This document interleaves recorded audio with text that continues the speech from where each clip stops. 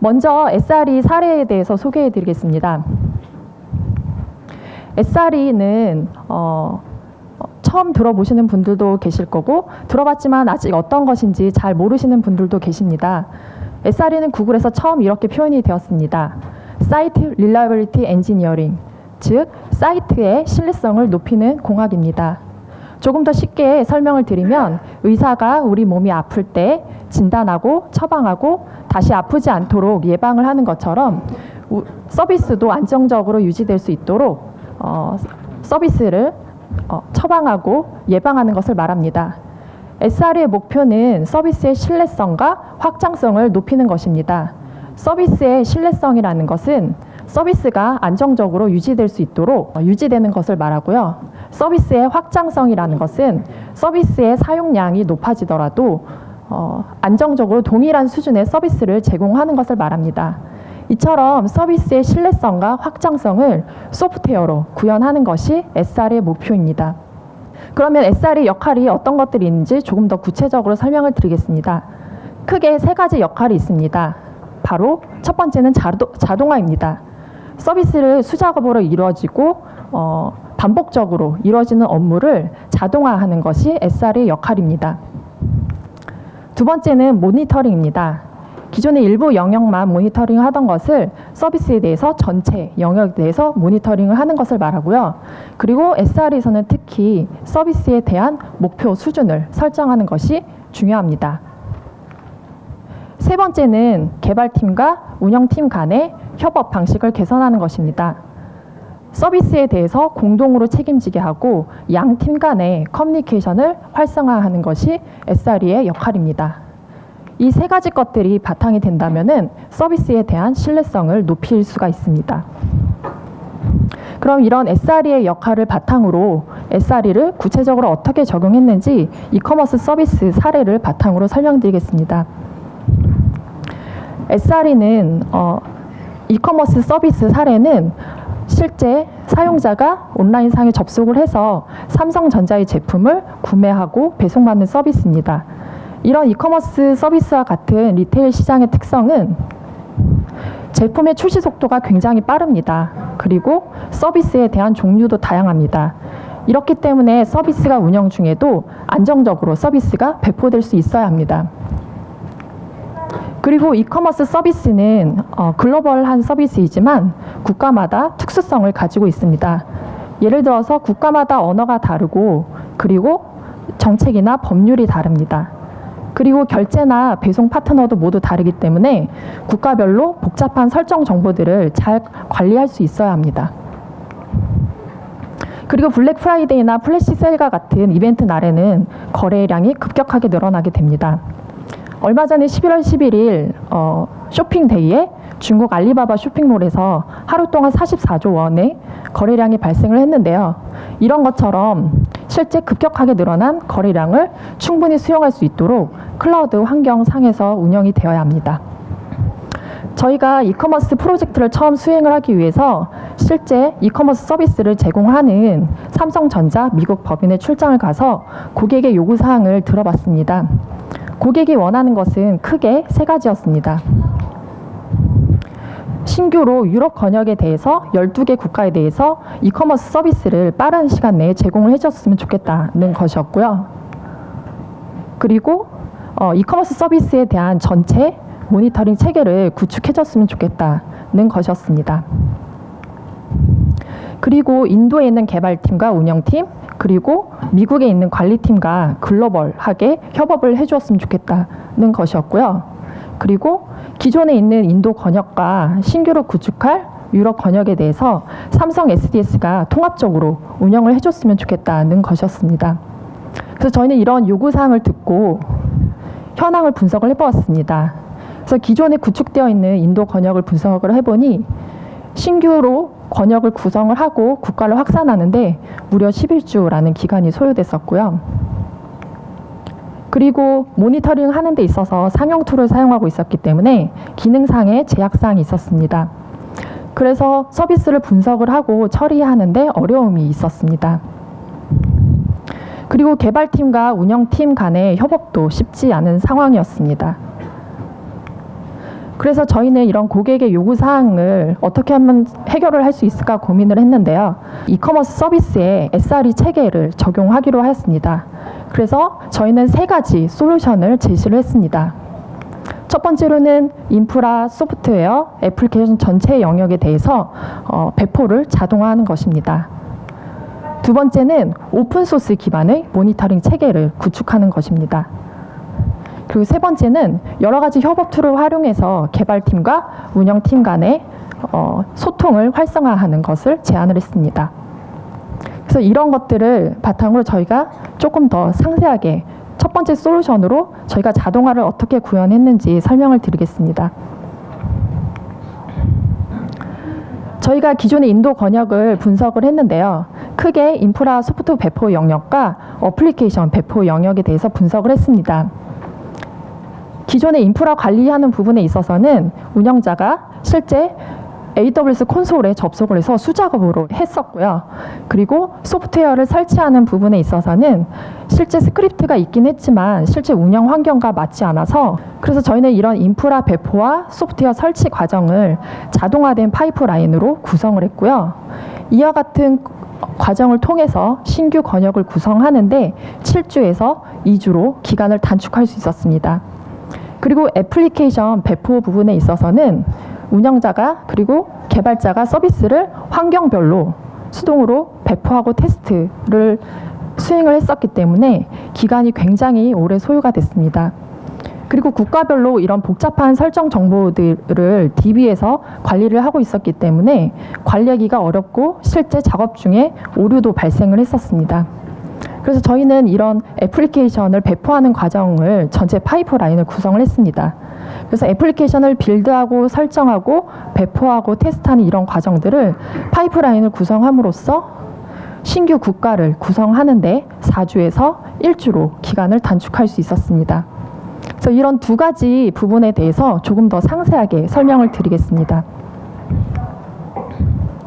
첫 번째로 인프라와 소프트웨어 배포 자동화를 어떻게 구현했는지 설명을 드리겠습니다. 저희 운영팀이 인프라와 소프트웨어 코드를 수정하게 되면은 코드 저장소에 업데이트를 합니다. 그러면 콘코스 파이프라인 관리 툴이 이런 변경 사항을 자동으로 감지를 하게 되고요. 테라폼이라는 인프라 자동화 툴을 통해서 AWS 인프라 상에 인프라를 자동으로 배포를 합니다. 이렇게 만들어진 인프라 상에 엔서블이라는 소프트웨어 배포 자동화 툴을 통해서 소프트웨어를 자동으로 설치를 하게 됩니다. 그럼 운영팀은 이런 콘코스 파이프라인의 대시보드를 통해서 실제 설치 과정상에 문제가 있었는지 확인할 수 있습니다. 그래서 저희는 이런 자동화된 파이프라인을 통해서 신규 권역을 구성하는데 72%의 기간을 단축할 수 있었습니다. 다음은 애플리케이션 배포 과정을 어떻게 자동화했는지 말씀드리겠습니다. 개발팀이 어플리케이션 코드를 수정을 하고 나서 마찬가지로 코드 저장소에 업데이트를 하게 되면은 콘코스라는 파이프라인 툴이 변경사항을 자동으로 감지를 하게 됩니다.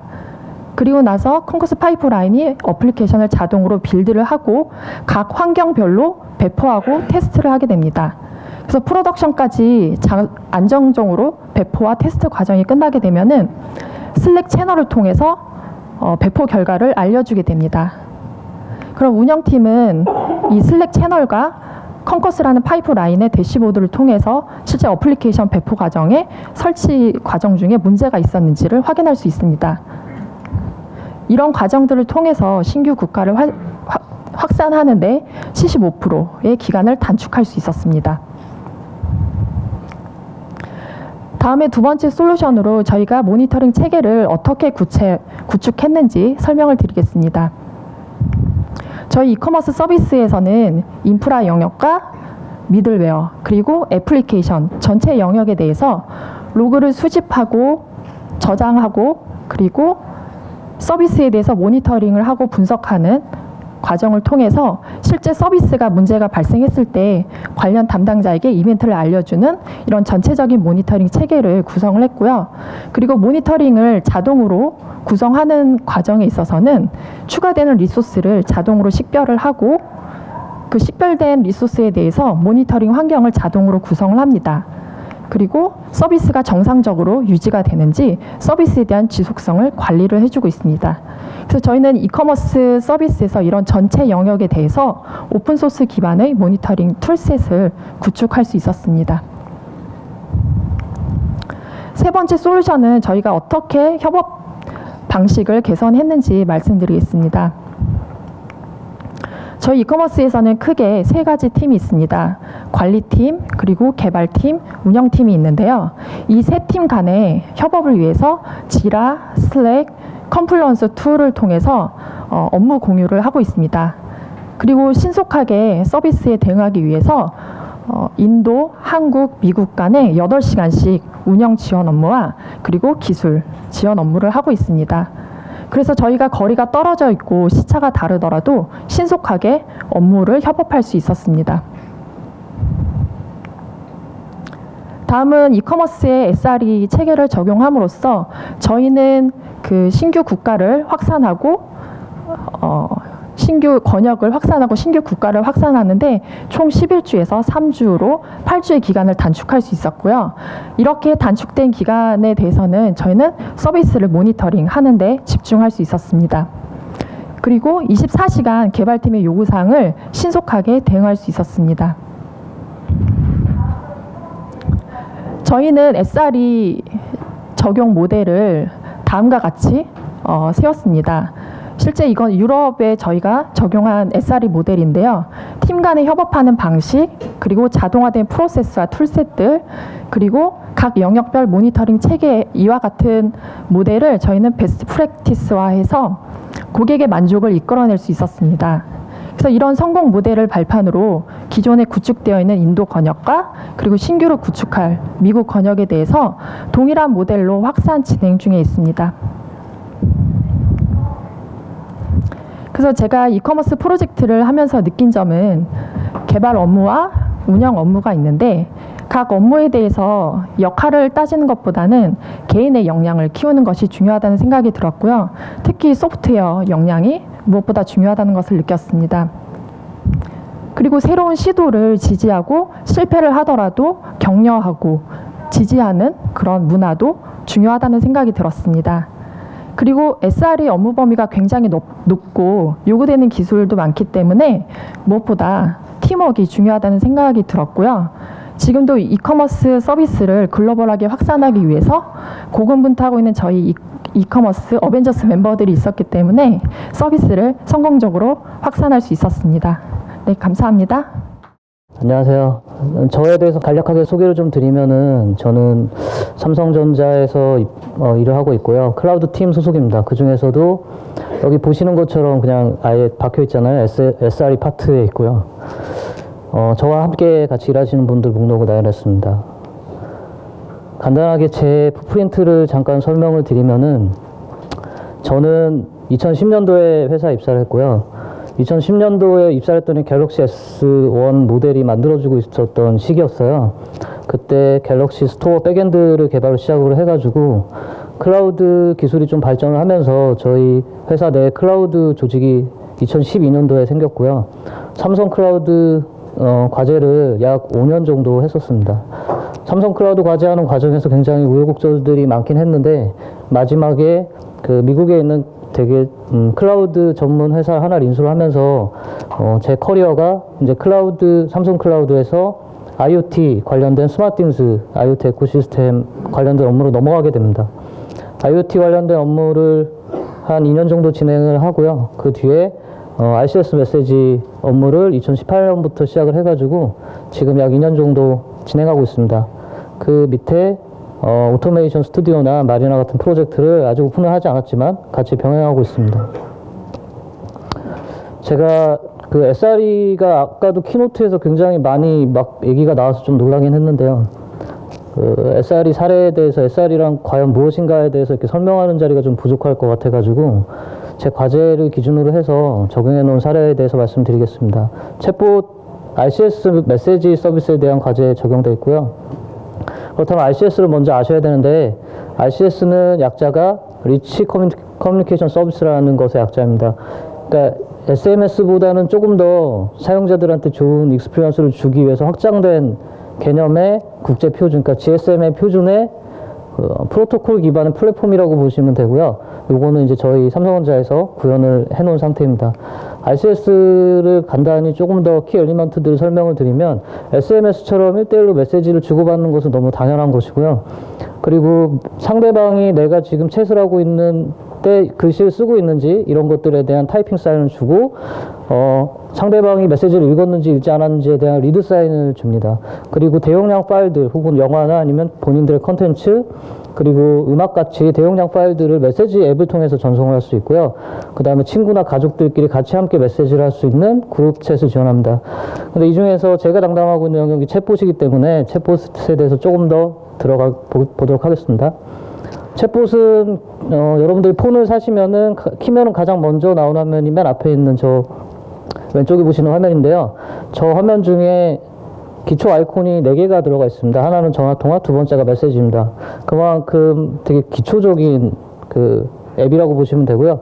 메시지 서비스를 들어가 보면 탭이 3개가 있는데요. 하나는 대화 목록, 그 다음에 두 번째는 연락처, 세 번째는 챗봇 탭이 있습니다. 그러니까 대화 목록에는 본인들이 챗봇이랑 대화하는 목록들이 저장되게 되어 있고, 그 다음에 연락처에는 본인의 챗봇이 어떤 것들이 있는지에 대한 목록을 보여주고요.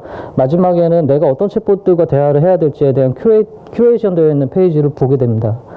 좀 앱을 설치할 필요 없고 가장 편하게 이 서비스들을 굉장히 빠른 루트로 접근할 수 있는 게 굉장히 되게 좋은 사용성이라고 봅니다.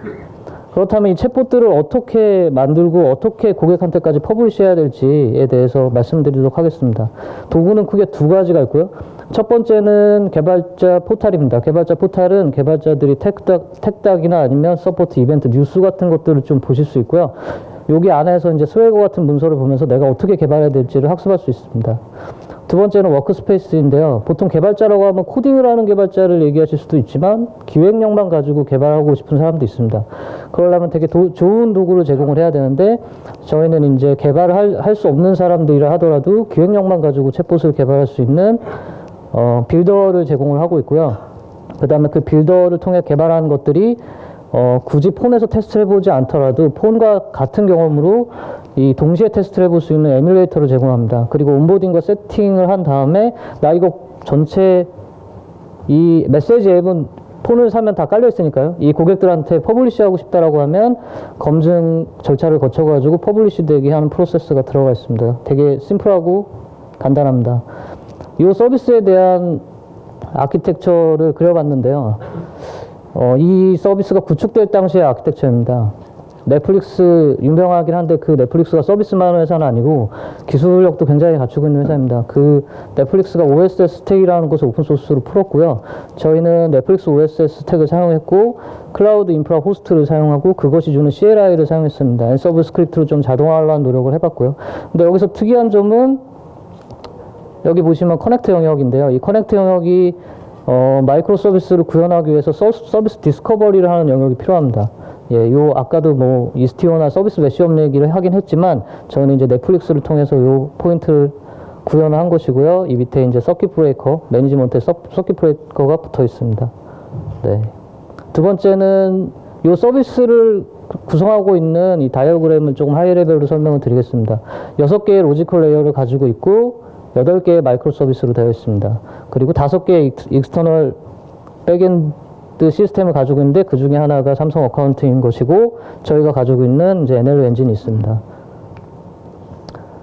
이제 그렇다면은 지금 서비스와 아키텍처에 대해서 좀 간략하게 설명드렸는데 제가 SRE 설명을 드린 건 아니잖아요. 그래서 SRE에 대해서 이제 조금 더 깊게 설명을 드리도록 하겠습니다.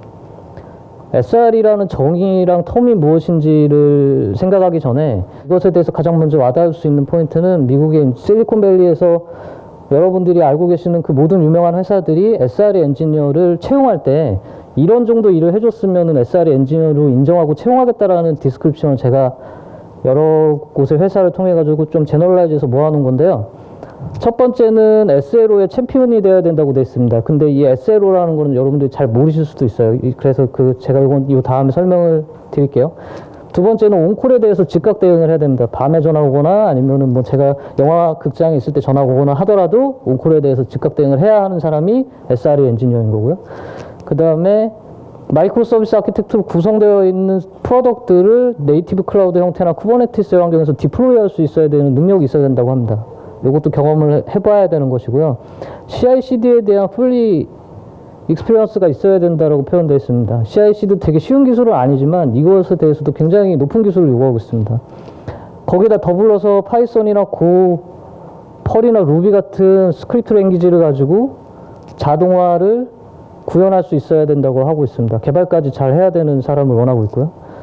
마지막으로 이 모든 것보다 제일 어려운 것이 무엇이냐면 본인이 담당하고 있는 서비스가 라지 스케일이어야 합니다. 굉장히 큰 서비스를 5년 이상을 운영을 해봐야 해본 경험이 있어야 이제 이 SRE 엔지니어로 미국에서 이제 채용이 되는 구조라고 보시면 됩니다.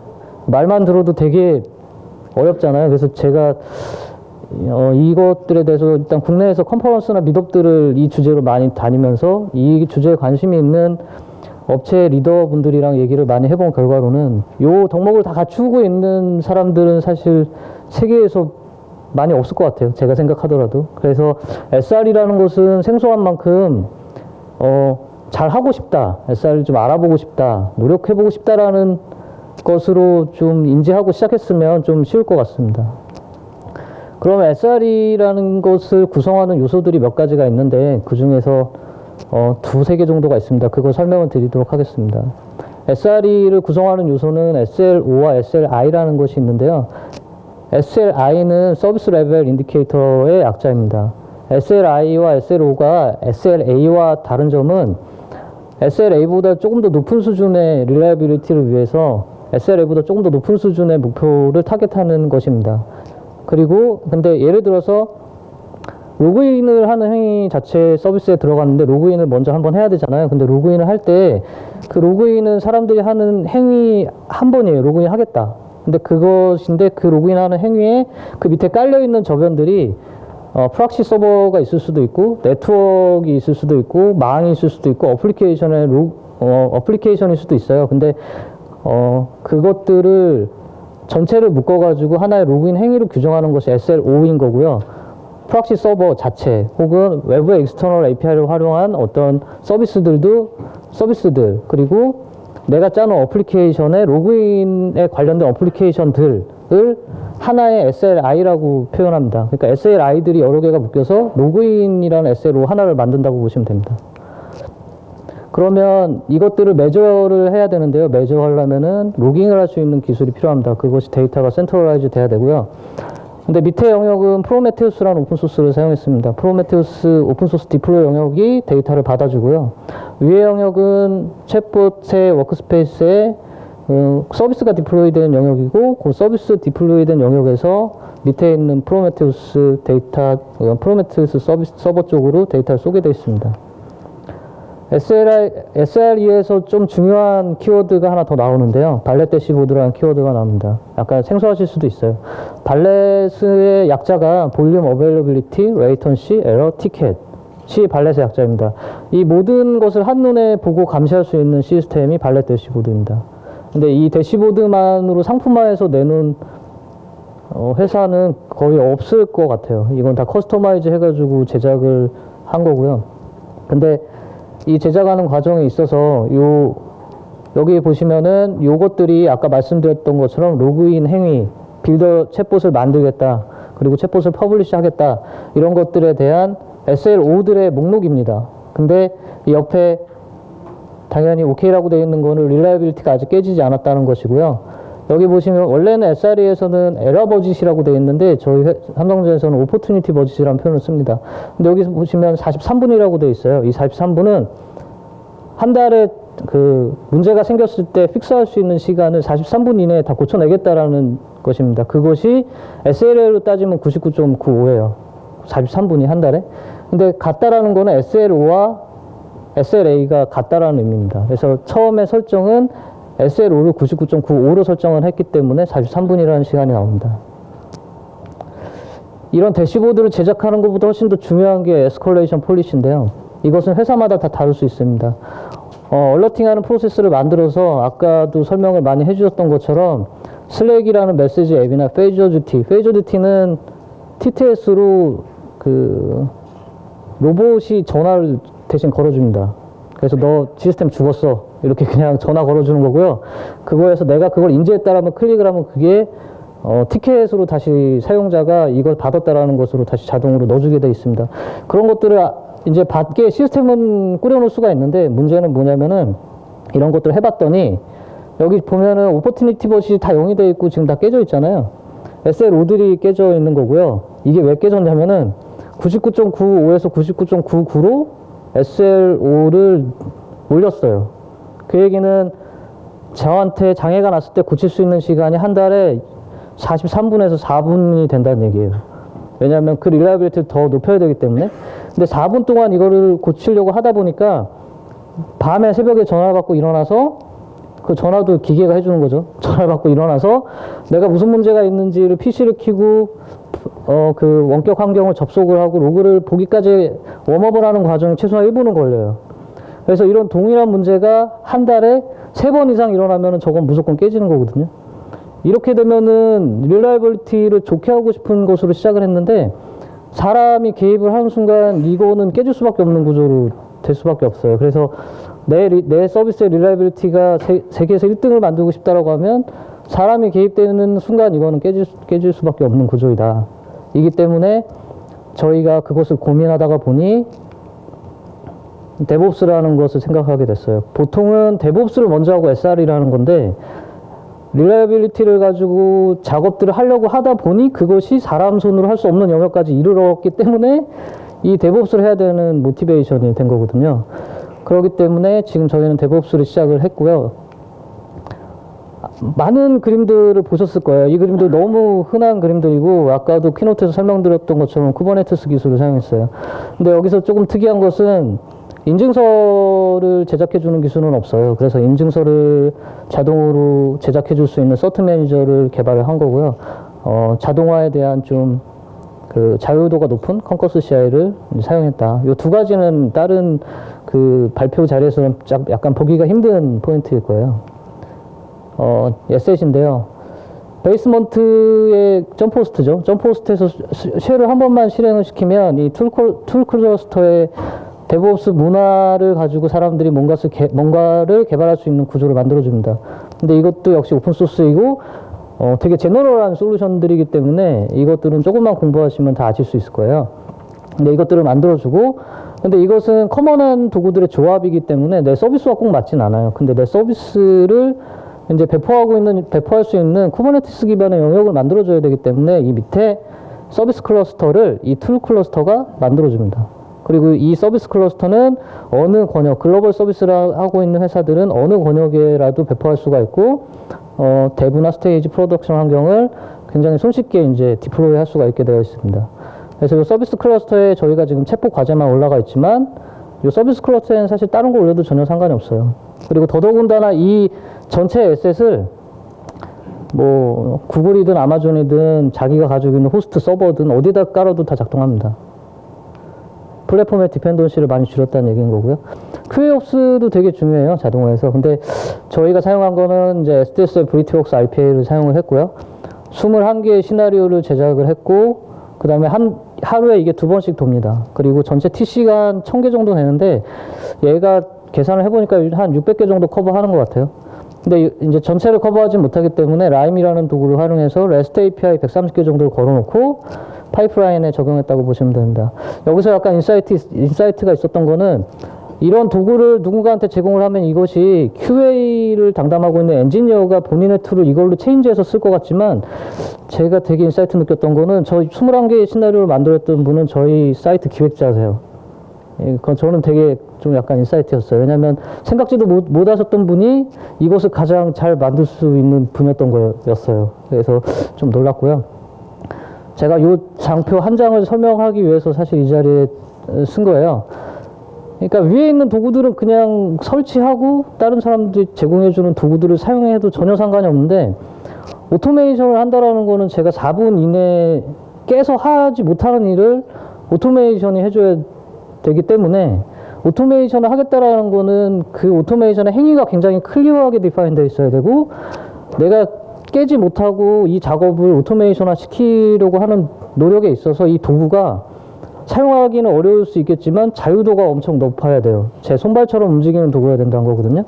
근데 보통 오픈소스가 자유도가 그렇게 높지는 않아요. 제가 어느 수준 이상으로 올라가려고 할 때 그것들을 좀 저해하는 경우가 있기 때문에 저희는 자유도가 굉장히, 이게 시장에서 널리 알려진 도구는 아니지만 자유도가 굉장히 높은 오토메이션 도구를 사용했다라는 겁니다.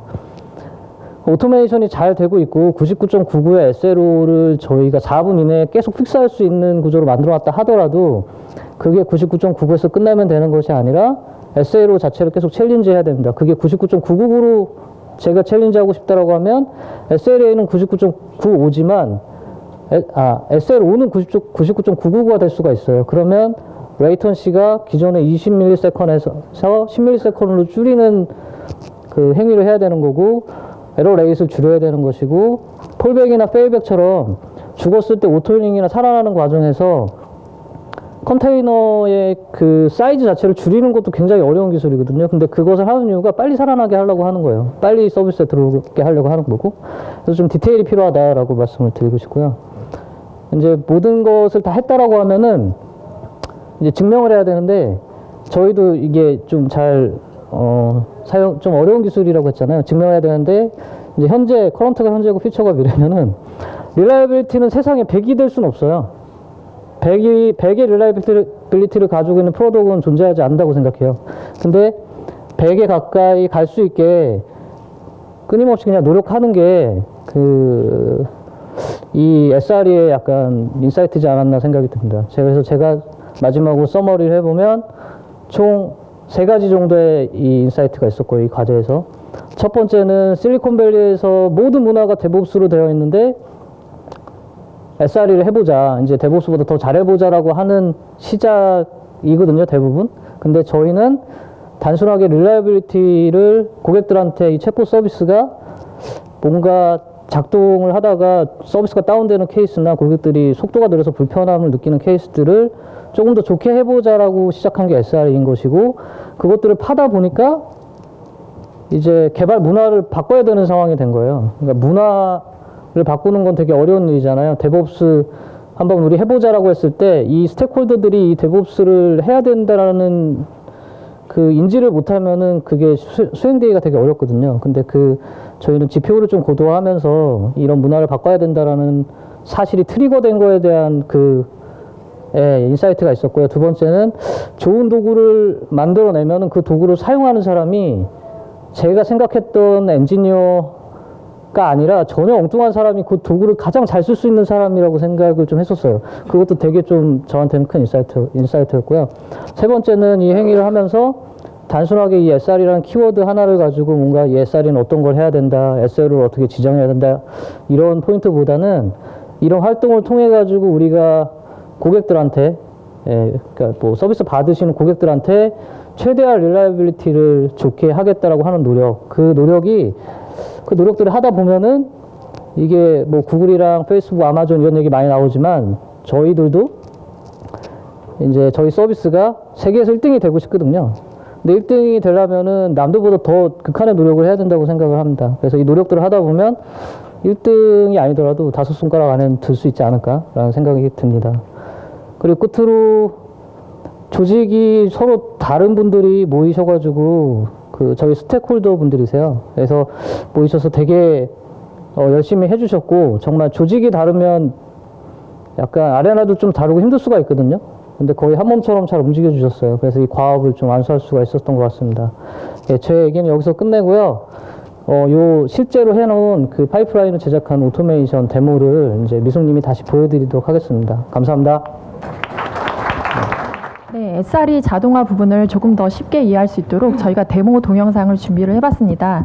여기서 사용되는 자동화된 툴셋은 이커머스 서비스와 RCS 챗봇에서 공통으로 사용하는 툴셋입니다. 먼저 데모 시나리오를 간단하게 설명을 드리겠습니다.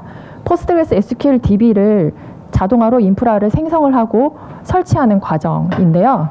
첫 번째로 기존 구성을 포스트그레스 1번과 2번이 기존에 운영되고 있는 구성을 먼저 설명을 드리고, 포스트그레스 3번과 4번을 테라폼 코드와 앤서블 코드를 추가하는 과정을 보여드리겠습니다.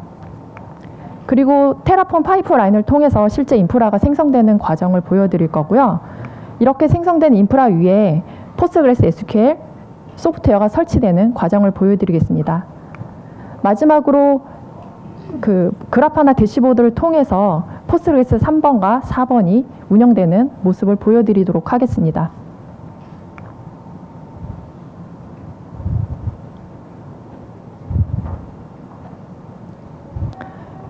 첫 번째로 콘커스 파이프라인 화면인데요. 크게 전체적인 파이프라인을 관리하는 모듈과 그리고 인프라를 배포하는 모듈, 그리고 소프트웨어를 설치하는 모듈을 확인을 하실 수가 있습니다. 그래서 모니터링 대시보드를 통해서 포스트그레스 SQL DB 1번과 2번이 운영 중인 것을 확인하실 수 있습니다. 그래서 추가적으로 포스트그레스 SQL 3번과 4번을 생성하는 과정을 보여드릴 건데요. 첫 번째로 테라폼 코드를 통해서 포스트그레스 3번과 4번을 추가하는 모습입니다. 그리고 앤서블 코드에 마찬가지로 3번과 4번을 추가해서 롤, 마스터와 슬레이브 롤을 추가를 합니다. 이렇게 변경된 코드는 코드 레파지토리에 커밋을 하게 되고요. 그러면 콘커스 파이프라인 툴이 이런 변경 사항을 자동으로 감지를 해서 실제 AWS 인프라 상에 포스트그레스 3번과 4번에 대한 인프라를 생성하는 화면입니다. 실제 테라폼 파이프라인을 통해서 포스트그레스 3번과 4번에 대해서 AWS 인프라 상에 자동으로 배포하는 과정을 화면으로 보실 수가 있습니다. 이렇게 포스트그레스 3번과 4번에 대한 배포가 완료가 되면은 실제 앤서블 스크립트가 돌기 위해서 호스트를 등록하는 과정인데요. 이렇게 3번과 4번에 대해서 앤서블 호스트에 등록을 하게 됩니다. 그리고 실제 인프라 생성이 성공적으로 배포가 되면은 저희가 슬랙 채널을 통해서 실제 그 담당자에게 얼럿을 해줍니다. 다음은 소프트웨어 파이프라인 툴인데요. 저희가 실제 이커머스에서 사용하는 건 아니지만 저희가 데모용으로 여러 가지 소프트웨어를 설치하는 파이프라인이고요. 이 중에서 저희는 이제 포스트그레스 SQL을 설치하는 파이프라인에 대해서 설명을 드리겠습니다. 이전에 앤서블에 대한 파이프라인을 저희가 코드를 수정했기 때문에 자동으로 앤서블 스크립트를 통해서 첫 번째로는 모니터링과 얼럿을 위한 공통 패키지를 설치하는 화면입니다. 여기 3번과 4번에 커먼 패키지가 설치가 되면은 실제 포스트그레스 SQL을 설치하는 과정을 보실 수가 있습니다. 이렇게 포스트그레스 SQL을 설치하는 과정 중에 저희가 설치를 완료를 하게 되면은 저희가 벤치마크 테스트를 통해서 정상적으로 설치가 되었는지 확인하는 것까지 보실 수가 있습니다. 그래서 마지막으로 모니터링 대시보드를 통해서 포스트그레스 SQL 3번과 4번이 자동으로 포함이 되고 정상적으로 운영이 되는 것을 확인하실 수가 있습니다. 예, 이상으로 데모를 마치겠고요. 이런 데모 동영상을 통해서 SRE에서 자동화를 어떻게 구현하고 사용하는지에 대한 이해를 저희가 높이실 수 있으리라고 생각됩니다. 네, 이상으로 발표를 마치겠습니다.